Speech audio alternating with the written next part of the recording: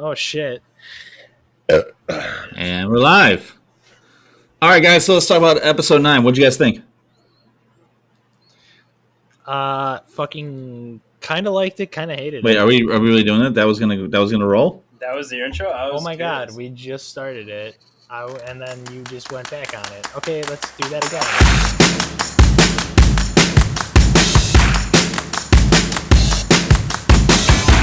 All right, welcome back, everybody, to another episode of BoobTube Heroes. Getting ready to talk about WandaVision episode 9, titled "The Series Finale." With me tonight are Jakey B, Timon, and me, PK Boomer. Getting ready to talk about this episode. You know what? I think how we're going to kick this one off is I'm going to leave it open floor for you guys. Whoever wants to answer first, just initial thoughts about the episode. Beep. That's the buzzer. I rang it first. So I was not the biggest fan. Remember how I said earlier that watching the show after the second episode is kind of like being edged to orgasm? Well, the show finished before I could. It was a little lackluster. There wasn't a whole lot. Like, it almost feels like there was no consequences. The only real forward that we got for the story was Wanda now has the Darkhold and is studying it at the end of the show. I think part of the reason why I don't like it as much as I thought I would is because I've read so many fucking fan theories about Mephisto and how Fuckface might be connected to Mephisto and how fucking Quicksilver is the Fox Universe Quicksilver and not just a cheap attempt at a boner joke. But, it's just me. I don't know. What about you, Jake? What was your biggest disappointment? It seems like now it's a waste of Evan Peters. Yeah. Who he has come out and said, he's very grateful to be working in Marvel and he had a great time. B, it seemed like such a waste now. It really, the payoff was just not there. It was a boner joke in the series finale. I was just kind of like, and I love poop humor. Cheap. It just didn't land. It's just cheap, and it really scared me because my fear before ever starting this show was that these were going to go the way of the Netflix Marvel shows, where I had to kill it. It came way too close. Sorry. There's a spider walking around. I thought you were clapping for me. I thought you were like, he's preaching to the choir. No. You were bringing up really good points, but the spider was coming way too fucking close to me. Could have been Spider-Man. I used my chancla. Jesus. You know what? Are we even going to see all the Spider-Man in Spider-Man 3 now? I'm not even so sure. So, with the Disney Plus shows, I was like, are they going to go the route of the Marvel, the Netflix shows where it really didn't matter? Yeah, and who was the Skywalker-esque cameo? Was it Vision? White Vision? Yeah, Paul Bettany did come out in several articles saying was it that the Skrull? No, he said that it was himself. He said he was just kind of trolling, and it went way too far off the rails.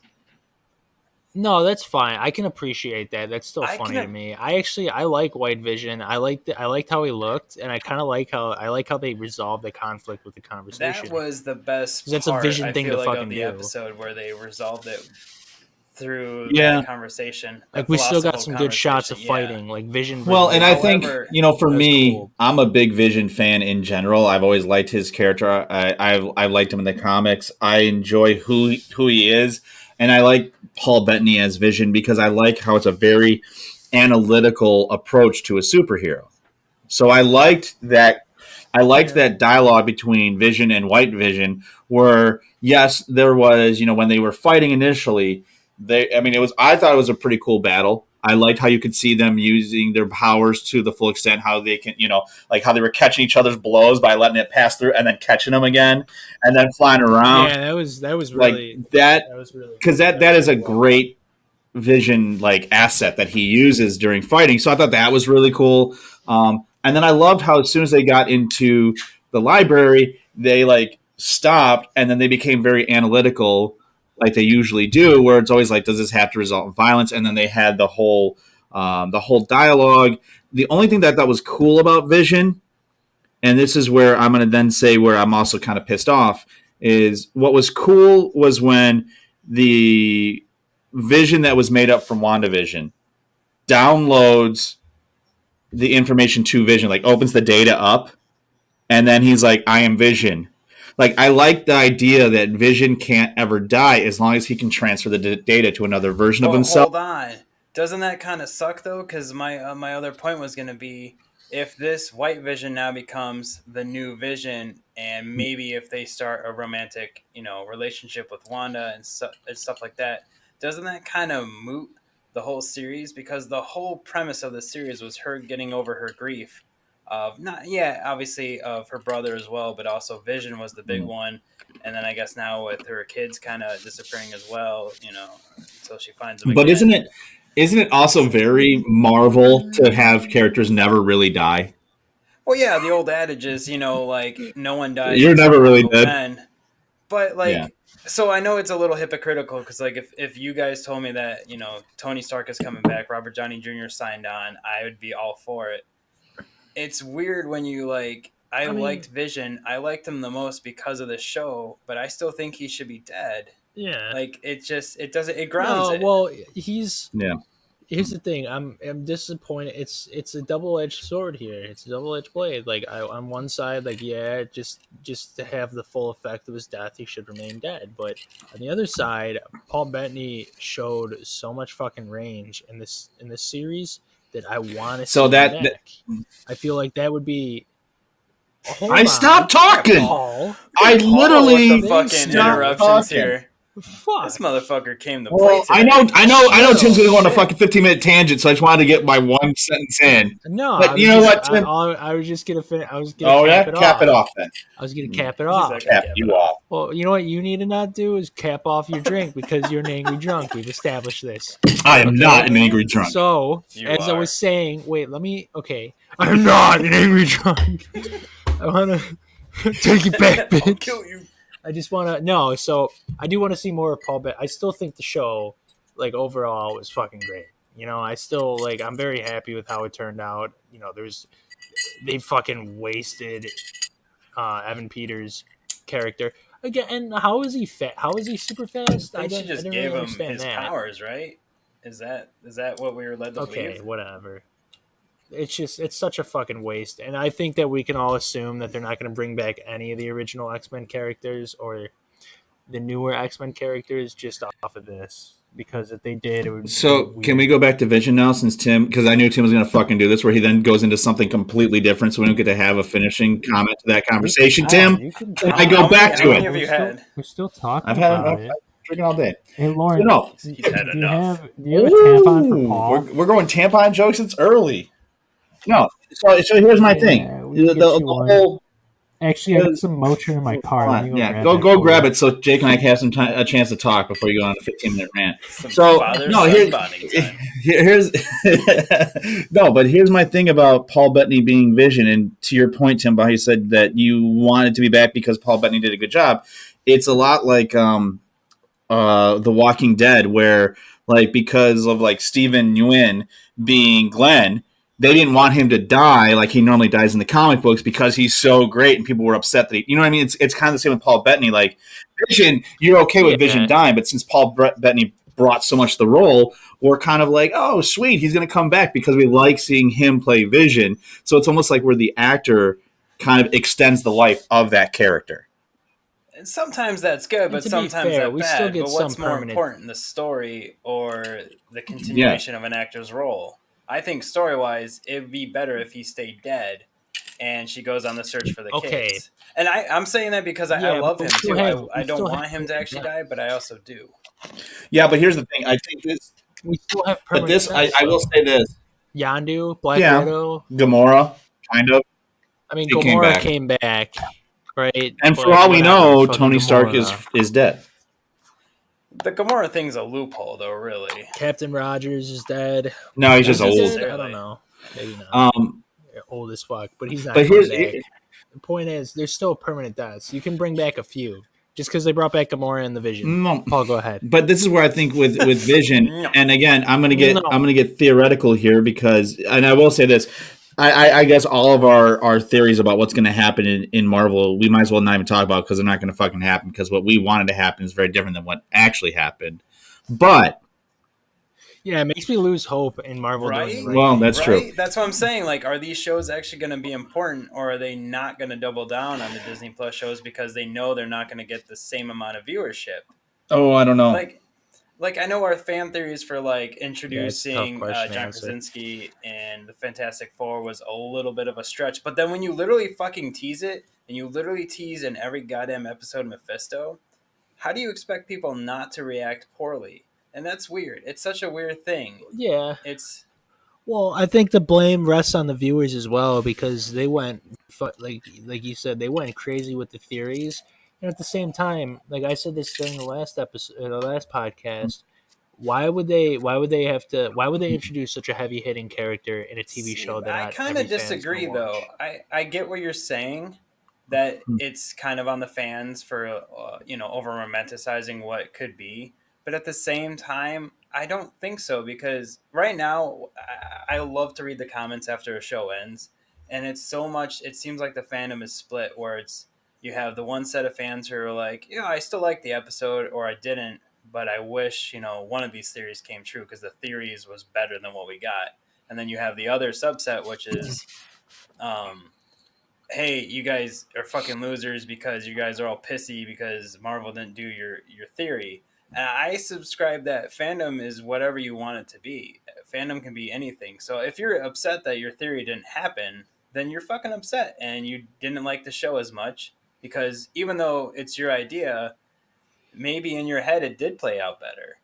And personally, I don't think anyone yeah, but I'm disagrees with saying that. personally, I think they dropped the ball on certain things, and it is partly on the show Yeah, because right. how do you tease something that much, especially right now and I in the agree. state? I agree. They didn't do any. They didn't help at all. They definitely threw in all those Mephisto I guess references. I All guess if this is the way we're looking at this episode, what I think would be a good thing to do then is we're kind of all on the fence that there was more wrong than right. I mean, as a whole, I didn't mind the episode. It was fun to watch. It wasn't like I was like, it wasn't bad in the fact of like the way it was done. It was just bad because I think we all wanted more. it wasn't Wonder No, Woman 1984. exactly. It wasn't an episode that like I didn't. I thought the storyline, like the writing was okay, the commentary was okay, but I just didn't like that a lot was left out. But I guess going back to it, we're probably going to say that there was more that we didn't like than we did, which makes sense. It's the series finale, and there was a lot of fandom out there. So I guess before we go into what went wrong, what were the things that you guys did like that you think went right? Beep. I really liked the ending, like her saying goodbye to Vision, even though it's cheapened with the Vision Sure. being out there and Vision dying, like being taken away by the hex, disappearing or collapsing. I thought it was beautiful. I thought that acting Yeah. was top. I mean, it moved me. It moved me almost to tears. Imagining saying goodbye to somebody like that would be hard. It would be very, very hard. So I mean, it see, that's the thing is this show fucked me so bad, and like I wanted it. I want her. Like I want this show, but I can never fucking have her. Like she she's she's too good for me, or at least she thinks she's too good for me, and she fucked up the last day we went on, and now I don't think I can call her But back. there was a I don't think I moment, can ever right? That forgive was her. good. Like her saying goodbye to Vision. There was It, that it, it moment. was Yeah, her very, saying goodbye to very Vision. Field of Dreams esque. You get that moment. The person's gone, Yeah, but you get to have that one last conversation with the person that's gone. And I thought they did that very well.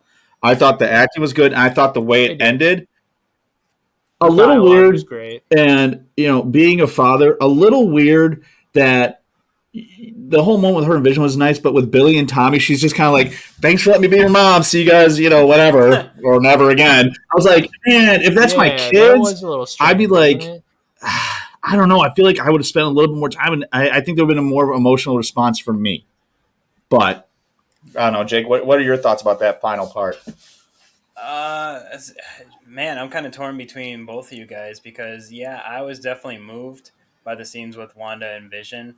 I did get the same sense that you did with the kids, where I was just like, they're kind of like, I totally understand why they're putting them to bed. You know, why make their last moments miserable by telling them they're about to fucking die? Yeah, it's like slipping them the cyanide tablets and letting them just go to a nice sleep, and then that's it. Yeah, Yeah, it's kind of a kind of cop out. It's one of those things where it's like you can appreciate the writing where she's not just like, I love you boys, I love you so much, and like that's it. Or it could have got really drawn out. Something a little more. Well, here's profound. The thing: how do you know? Mm-hmm. How do you know that now that Agatha explained to her what her full extent of her powers are, where she can create something out of nothing? How do you know she's not just going to study the Darkhold? And she could. She is. But I mean, yeah, we see that in the final the end of credits scene. But it just, even in that moment though, because I don't think there was that much. I don't think she realized that she's going to be able to bring it back. That's the only thing with that scene that I didn't like. But I did think the scene between her and Vision at the end was really well done. At least the acting I thought was great.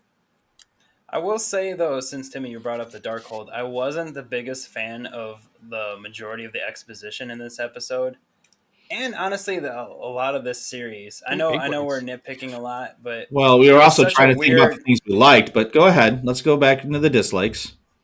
That's okay. I'm running this bitch now. So yeah, well, come on, because like she literally just like manifests the Darkhold and like briefly, kind of explains it, and you're just like, all right, it created so much of like this is a filler for Doctor Strange 2. So okay, but fine, fuck it. I'll go back to my likes. I did like the fight scenes, which was I didn't think I was gonna between Wanda and Agnes, just because. A lot of times when you get a magical fight scene, all it is just them just blasting random like lasers at each other. And nothing's really concrete. There's no rules to it. You're just like, okay, that person shot that person. Now that person shot that person. So I like that they were kind of mixing it up. I like that we got a little bit of a callback to Age of Ultron, where she kind of hexes Agnes's mind and does like the little, scare tactic shit. So I did appreciate that. That and Monica taking the bullets for the kid. That was cool. God damn, that's going to go back into a bad moment for me now. Because it cheapened Hayward. Really? I get it. Hayward was the fucking dick, and I know the ending needed him to be concluded with him going to prison and being found out. But what else does the story need with him besides being a dick? It felt so like forced that he's just going to shoot at these kids, and I get it, he's been watching the program, he knows that they're her kids, but he's just gets out of the car, starts shooting. It felt off to me. I don't know if I'm in the minority here. No, I'm okay. It felt weird. What a dick too for shooting. I'll change it to you don't do that. Ready Player One at the very ending, right? Yeah. When he has the egg, and then I can't remember the guy's name, but the villain in it, he opens the door and he gets ready to shoot him. I got that moment when he was going to shoot him because he's literally losing everything, right? Yeah. I didn't feel that emotion with Hayward, where it was almost like he's just like, oh shit, this is going bad. Nah, I'll just pop off the kids real quick. Like that's all. And he's still doing like that lame ass cliche where he's like, click, click, click, oh, empty. Like, fuck off. Huh? Like it just, yeah, and I mean that. I liked seeing Monica's powers, but Hayward is almost. I mean, don't get me wrong. He's senior fuckface, right? We don't like him.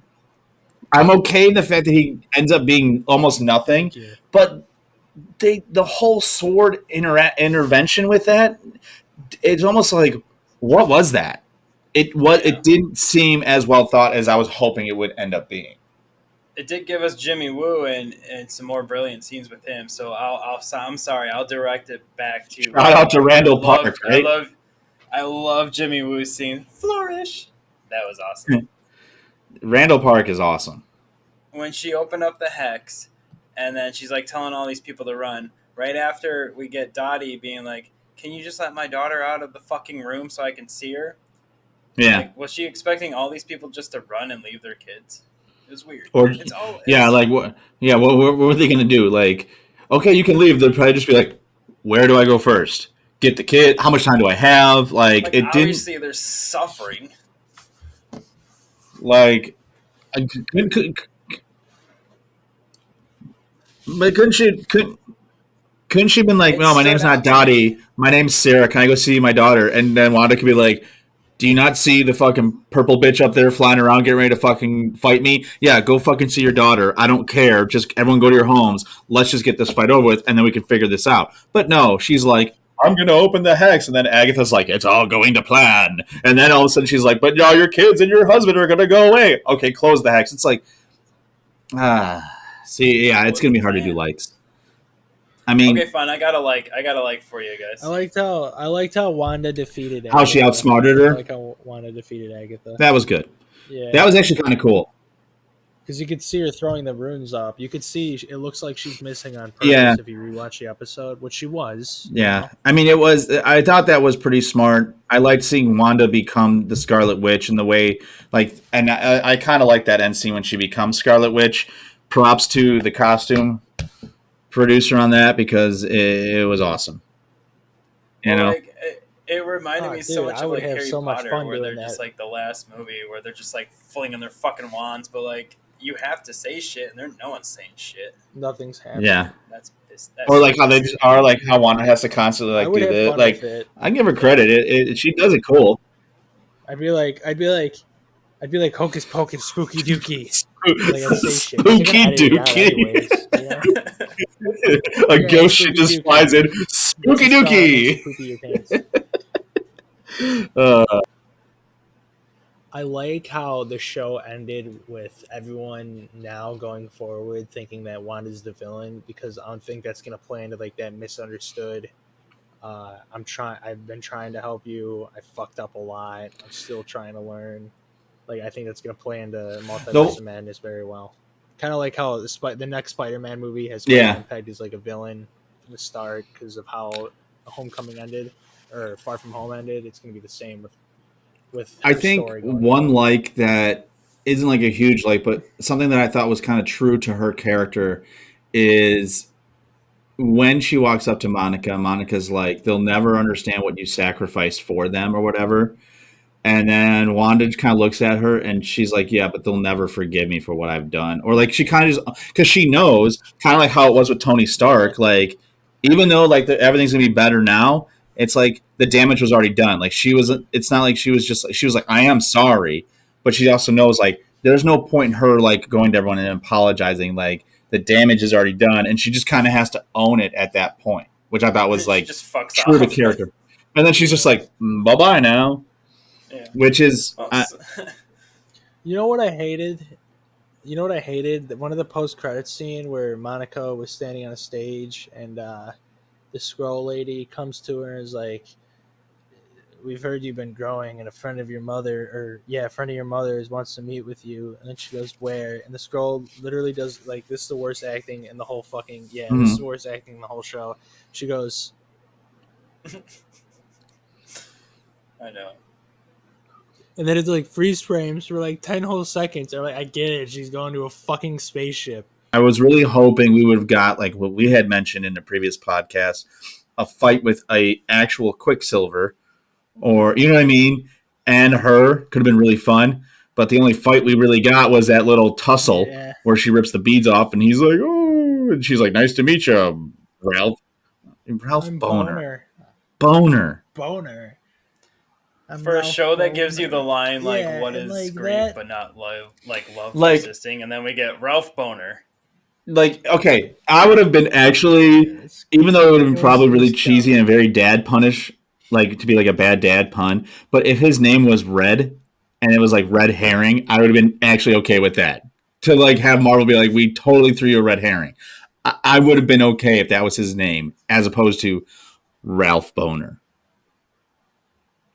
Yeah, but it, like to Jake's point, it's a fucking waste because like Marvel really fucked up on this because like how are they gonna like, and they have to know that they fucked up because how are you gonna fix this if they ever wanted to bring in Quicksilver again or that speech? You can't. You'd have to recast them or do something stupid. It'd have to be almost retconned or explained in a way that just doesn't make any fucking sense. It's just dumb. Mm-hmm. By the way, I just want to I want to emphasize how dumb the Boner thing was. It was fucking stupid. Mm-hmm. He could have been like, "What's your name?" And all he could have said was, "Peter, who the fuck are you?" And then like that's all you need. Like you can leave it open like that. It doesn't have to be the same Peter from Fox's. Like Marvel could have chose to do what they wanted with Evan Peters after that. They could have just made him Peter Boner. Peter Adams. Peter Johnson. Eric Voss. No, not Voss. What's Magneto's last name? Eric Selvig or some bullshit? No, it's the scientist. Eric.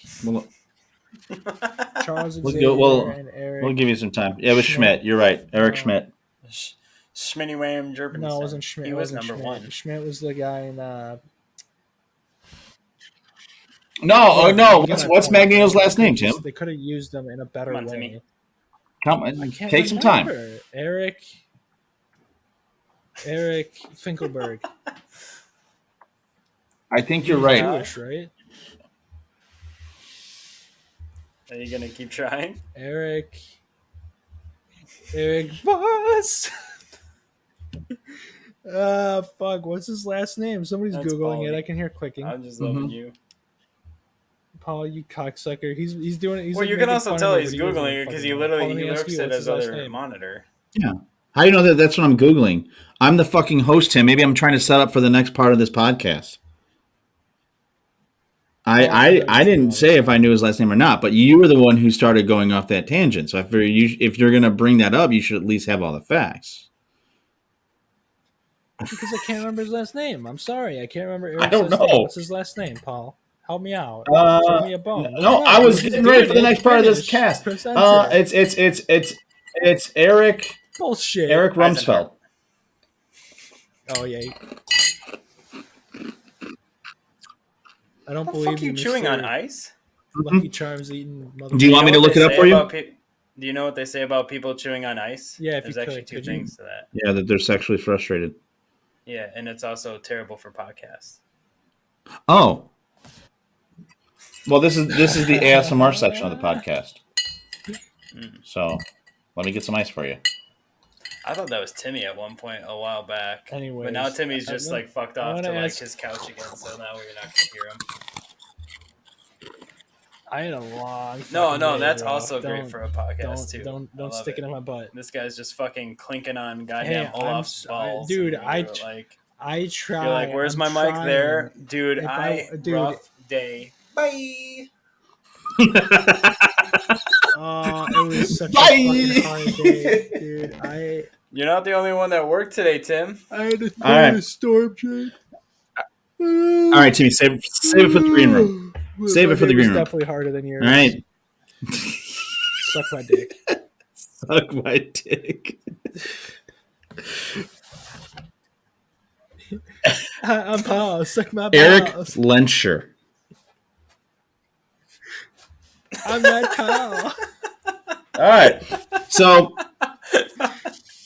we're on a video call. God damn. So, all right. So, what did you guys think about Agatha? Can you see me behind my shawl? You see, this is why we go till 3 a.m. And then Tim's like, guys, I can't do it. We got to cut this early. But then he just goes off on tangents. Fuck you. How about that? No, I liked how she was the main villain. I liked how it was just her and her alone. Jake, how about you? Yeah. I liked her as a villain, but I'm not quite sure I liked her alone. I think Catherine Hahn did an amazing job, but again, I guess I'm in that crowd that was butthurt that one of our fan theories didn't come correct. So it kind of deters it a little bit, and I know I still have faith in future Marvel movies and shows that this will kind of retcon in a sense or make this show more important, but I think she did an amazing job. For me, it wasn't enough. I agree with you. Catherine Hahn did a good job. I think, as a side villain, I think it would have been good. It would have carried. If we would have got Mephisto in this, or if there would have been another main villain for them to fight, I think would have been good. But to have her try and carry the main villain role, I think it was. But then I go back and forth on this because this is a TV series. It's not a cinematic. It's not a movie, right? So it kind of goes back to maybe is it us wanting more out of Marvel and Disney that we want these to be almost movie like? Whereas if this is just a TV series, if this was completely taken away from the Marvel Cinematic Universe, it's not bad. It's just it's what it's getting stacked up against. I mean, and that if you think about it, that is a pretty tall feat. We just got done with Endgame. So it's like, how do you match that? Plan, though? Well, like her overall plan was so kind of convoluted in the sense that like we got it so late, Like her big reveal, which was awesome, but at the same time, there was no real dramatic build up to her. That's true. Well, okay, here to quote Abraham Lincoln, the late great Abraham Lincoln, I disagree. I disagree because it's as a standalone show that shouldn't have much of a bearing on the rest of the MCU because it is the first show. I could see going forward they would have, based off the success of this, how they'd have the shows have more of an influence on the movies. But they really didn't know how many of the fans were going to watch it. I'm sure they assumed there was going to be a lot, but is it the same people that are going to go see the movies, the same people that watch the show? We know now, yes. Okay. We know now, yes, but Marvel... I disagree, though, because they would not have funneled this much money into the production of this show if they were like, we'll get a few. Well, they were probably hoping for it. They probably wanted it to be that way, but they're not going to put all their eggs in one basket. I'm sure with the success of this, but if you had big reveals, other shows have more. People would hear about it through word of mouth, and that would drive more people to want to watch that show. If people are like, oh, shit, the next big bad is going to be revealed, or the next... big part of the Phase 4 is going to get revealed. You don't think a lot of people are going to hear that either through just column headlines or the friends and word of mouth, general word of mouth?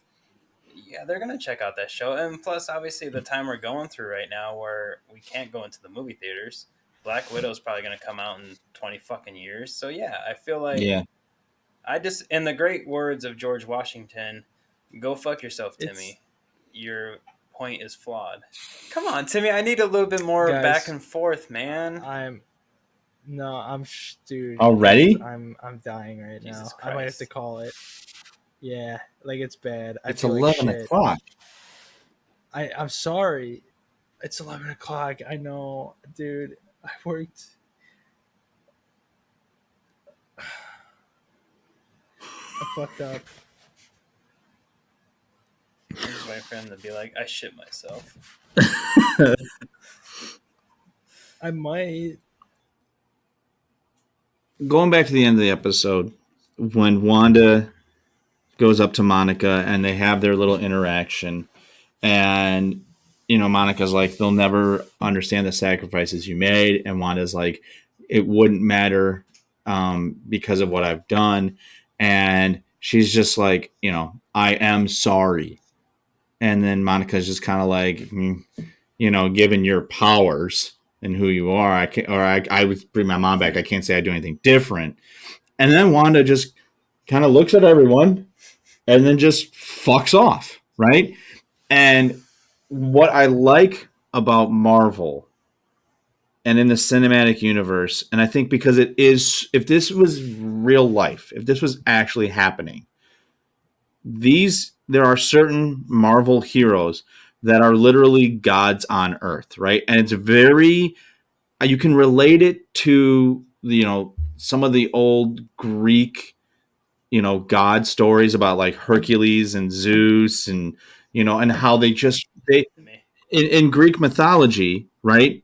Gods they were very imperfect. They actually ruined people's lives, but at the same time, the people were just subject to it and couldn't do anything about it. And we're seeing that in Marvel, which is so cool because, and that was the thing that I was going to talk to you guys about, like, thinking about, like, we're now seeing like true gods, even though like, okay, now Thor's obviously a god. Loki's obviously a god, right? That's how they're portrayed. Or because we can't say that they're demigods, but they're gods, right? But then there's ones that become gods. Like Wanda's now a god and she's learning how to be a god, which is kind of fucked up. Like I kind of get it. Like she's like, I'm going to try and be better, but you're a god. Could you really blame them then for fucking shit up? Because, and I mean, we're almost irrelevant to them. We should be happy that they actually like are trying to help us and look favorably on us because they don't have to at this point. Like Wanda could literally just go to people, just be like, "Fuck you, you're dead. Fuck you, you're dead." Like, what would it matter to her? It's like after she reverts it, I was like, is she just gonna like mind wipe these fuckers? Because at this point, her powers can almost be limitless. Like I would, that's what I would do. I'd just be like, hey, this fucking never happened, and just like straight up Jedi mind trick, just yeah. And like like Monica's such in her corner, and it's just like I wouldn't be like. You're a fucking sword official. I get it. You've got ties to outer space and all this other shit. This lady literally traumatized the whole fucking town. And granted, I like Wanda. I don't see her as a villain necessarily. She did some bad shit though. I see her. I see her as, like Tim said, a young god. At this point, she's still learning. It's not like Thor where he grew up with these powers. She just got these powers and she's still learning them, and she's still got a lot of suffering internally that she's trying to cope with. But I agree with you. She could have done something to just mind wipe those people. And she just went, "Nah, I'm good here. Yeah. I'm just going to leave." This is where I go back to Wanda now being a god, where she almost looked at this town and looked at the townspeople and just said, "I've got bigger shit to do." And it's like, oh, I'm sorry. Like that. I mean, and no, granted, I'm not saying she's wrong. She probably does have bigger shit to do. But what are we talking about? A 15-minute mind reset? Like, are we really asking that much for her just to? Because she could just go like what she did to Agnes. This is you now. Your life's reset. Your kids will never remember this. You'll never remember this. I don't exist, or you know what I mean. She could have done that, but the fact that she was just like, "Nah, I'm just gonna get the fuck out of here. I got bigger shit to do." It wouldn't absolve her that way either. Her just being like, "Listen, you don't fucking remember this. It's still morally wrong." I kind of almost like was wondering if Shield was gonna like roll in. Same thing with like Incredibles. We're like, "Oh fuck, we gotta mind wipe these fuckers. We gotta pay these people off." I was like, "Where's that crew? Where's that crew coming in?" Yeah, and just being like, "All right, we gotta fucking handle this while this bitch just fucks off." Mm-hmm. In summary, I will say this: even though we did kind of shred this one, right? We ripped it apart. We talked about things we did not like. But we were not necessarily talking about the episode as much as we were talking about things that we were hoping we would see and things that would hopefully lead to something else. At the end of it, I like the episode in the fact that I thought it was entertaining. I watched it with my son.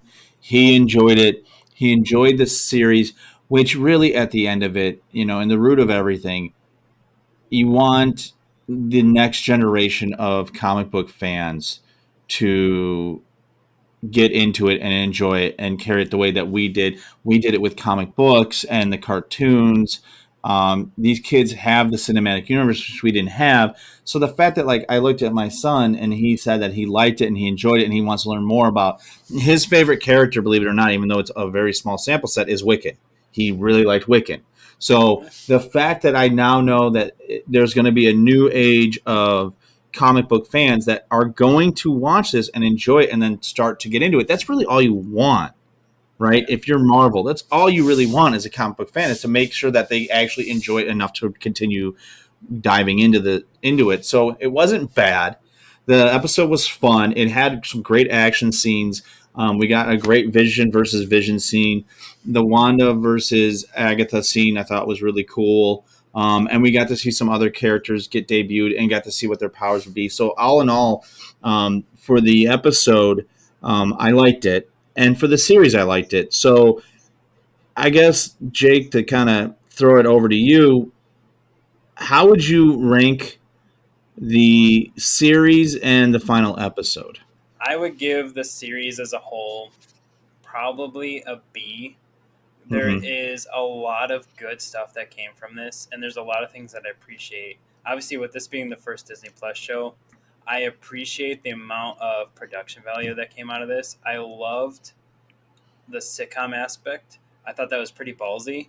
And I enjoyed the parts of the sitcoms that I don't really know too much about. I didn't grow up with Bewitched or anything like that, or I Love Lucy.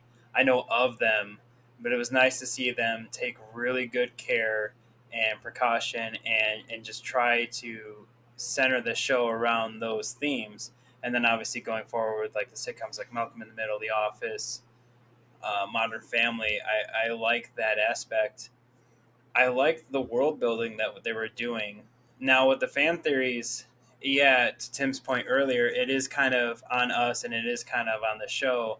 I'm in that boat where I think fan theories are, they are important. This is such a, especially with Disney Plus now, where it became like a Friday ritual. We're not just with us, but like myself, my kids. I watched it with my daughter. It became this thing where you'd watch it, then you'd have a full week to discuss it, and then with the pop culture phenomenon that's happened in the past 20 years, I guess you can kind of say, where these geeky-esque things have now become the norm and popular.